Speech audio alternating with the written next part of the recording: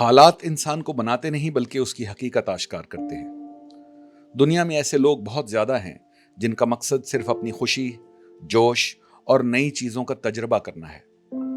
ان کی زندگی اکثر خوشی اور غم کے گرد گھومتی ہے اور وہ اندرونی طور پر مضبوط ہونے کی بجائے کمزور رہتے ہیں۔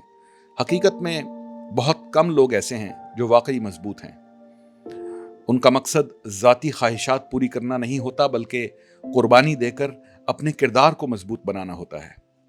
قرآنی اصول ہمیں سکھاتے ہیں کہ حقیقی طاقت نفس کی خواہشات پر قابو پانے میں ہے۔ جو لوگ اپنی خواہشات، جذبات، خیالات اور ذات کے غلام بن جاتے ہیں وہ اس اعلیٰ شعور کو نہیں پہچان پاتے جو شخصیت اور کردار کو متوازن، مستحکم اور پراثر بناتا ہے۔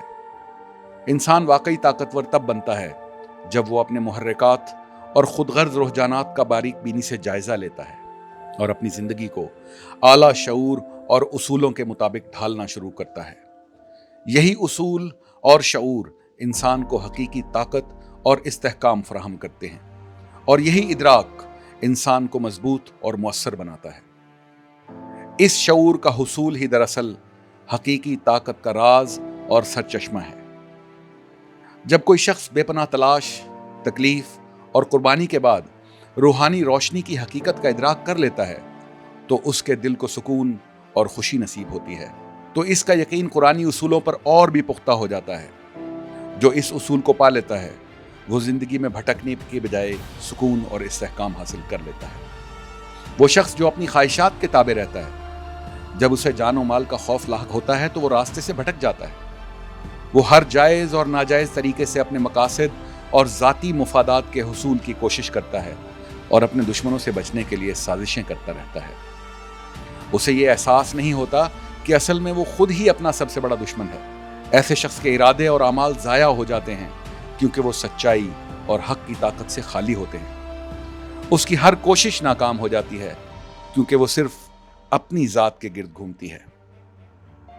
قرآن ہمیں بتاتا ہے کہ جو لوگ سچائی اور انصاف کے راستے پر چلتے ہیں وہ کامیاب ہوتے ہیں۔ جو انسان سچائی کے اصول پر قائم رہتا ہے وہ ہر حالت میں خوف اور ڈر سے محفوظ اور پرسکون رہتا ہے۔ آزمائش کے وقت جب اسے اپنے ذاتی مفاد اور حق میں سے کسی ایک کا انتخاب کرنا پڑتا ہے تو وہ اپنی ذاتی خواہشات کو قربان کر دیتا ہے۔ جو لوگ اپنی ذات کے غلام ہوتے ہیں وہ جان اور مال کے نقصان کو بڑی آفت سمجھتے ہیں، جبکہ سچائی کے اصول پر قائم رہنے والے ان واقعات کو معمولی سمجھتے ہیں کیونکہ ان کے لیے کردار کا کھو جانا اصل نقصان ہے اور سچ کو چھوڑنا سب سے بڑا سانحہ۔ آزمائش کے وقت ہی سچے اور جھوٹے میں فرق واضح ہوتا ہے۔ تباہی، بربادی اور ظلم و ستم کے دور میں ہی کھرے اور کھوٹے میں تقسیم نمایاں ہوتی ہے۔ ایسے اوقات ہی مستقبل کی نظر میں حقیقی طاقتور مرد و خواتین کو ظاہر کرتے ہیں۔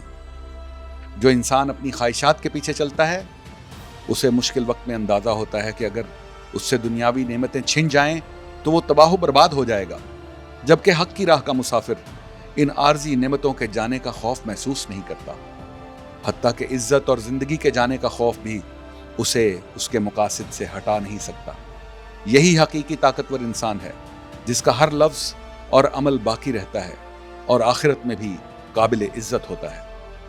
حضرت محمد صلی اللہ علیہ وآلہ وسلم نے بھی خدا کی محبت کا اصول اپنایا اور اذیت اور محرومی کو برداشت کیا۔ یہی وجہ ہے کہ دنیا آج بھی ان کی عزت و تکریم کرتی ہے۔ باطنی سچائی اور روشنی سے بڑھ کر کوئی حقیقت نہیں، اور یہ مسلسل کوشش اور عمل سے ایک اعلیٰ اصول کو اپنا کر ہی حاصل ہوتی ہے۔ خدا کی محبت کے اصول کو اپنائیں اور اس پر خاموشی سے غور و فکر کریں تاکہ آپ اسے مکمل طور پر سمجھ سکیں۔ اس اصول کے تحت اپنے اعمال، گفتگو اور دوسروں کے ساتھ اپنے رویے و معاملات کا جائزہ لیں، حتیٰ کہ اپنی مخفی سوچوں اور خواہشات کو بھی خدا کی محبت کے اصول کی روشنی میں پرکھیں۔ اس عمل سے آپ کو خدا کی محبت اور اپنی خامیوں کا اندازہ ہوگا۔ جب ایک بار اس محبت کا شعور حاصل ہو جائے گا تو انسان کے لیے دوبارہ اپنی ذاتی خواہشات کی دنیا میں پلٹنا بہت مشکل ہو جاتا ہے۔ وہ اپنے خیالات اور اختلافات کو چھوڑ کر اس محبت خداوندی کے اصول کے ساتھ ہم آہنگ ہو جاتا ہے۔ اس ہم آہنگی سے روحانی طاقت حاصل ہوتی ہے۔ خدا کی محبت کے اصول کے ساتھ ساتھ دوسرے روحانی اصولوں جیسے پاکیزگی اور ہمدردی اور نرمی پر بھی غور کریں اور انہیں بھی اپنے مشاہدے اور عمل کا حصہ بنائیں۔ آپ محسوس کریں گے کہ آپ کو اس وقت تک سکون نہیں ملے گا جب تک آپ اپنی روح کو مکمل طور پر پاک نہیں کر لیتے اور دل کو ہر قسم کی سختی سے آزاد نہیں کر لیتے۔ ان اصولوں کو سمجھ کر ان پر عمل کرنے سے ہی روحانی طاقت ملتی ہے جو آپ کے اندر اور باہر صبر و تحمل اور برداشت کی صورت میں ظاہر ہوتی ہے۔ اپنے جذبات اور خیالات کو اعلیٰ صبر و تحمل کے ذریعے کنٹرول کیا جا سکتا ہے۔ یہی خدا کو جاننے کا ایک ذریعہ ہے۔ دنیا کے ہنگاموں اور ذمہ داریوں کے درمیان اس سکون اور تحمل کو برقرار رکھنا ہی انسان کی اصل طاقت ہے۔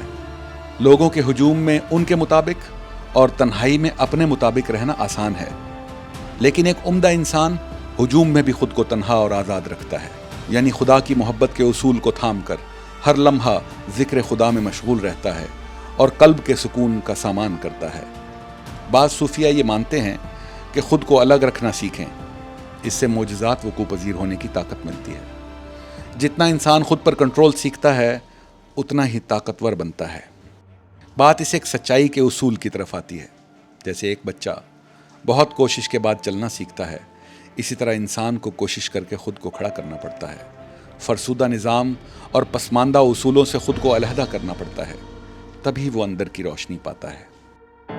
آپ کو یہ بتانے والے بہت ہوں گے کہ آپ بے وقوف ہیں، غلطی پر ہیں، جس کو آپ ہدایت سمجھ رہے ہیں وہ آپ کی جہالت ہے، لیکن آپ ملامت کرنے والوں کی باتوں سے نہ گھبرائیں۔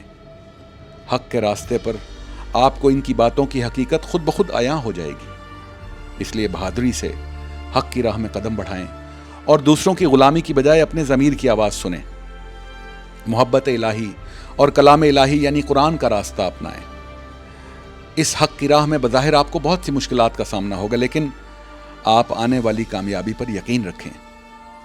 آپ اس سچ کے اصول کو تلاش کریں اور جب اسے پا لیں تو مضبوطی سے تھام لیں، یہاں تک کہ آپ خود غرضی اور ذات کے قہر اور لہروں سے دامن چھڑا لیں۔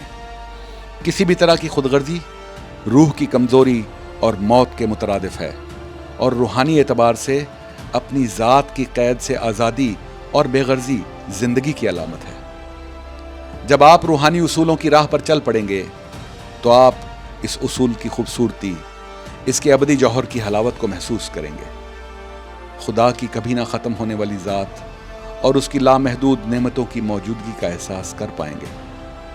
اپنے رب کے حضور شکر گزاری اور عاجزی موجودہ حالات میں روحانی طاقت کے حصول میں بہت معاون ثابت ہوگی۔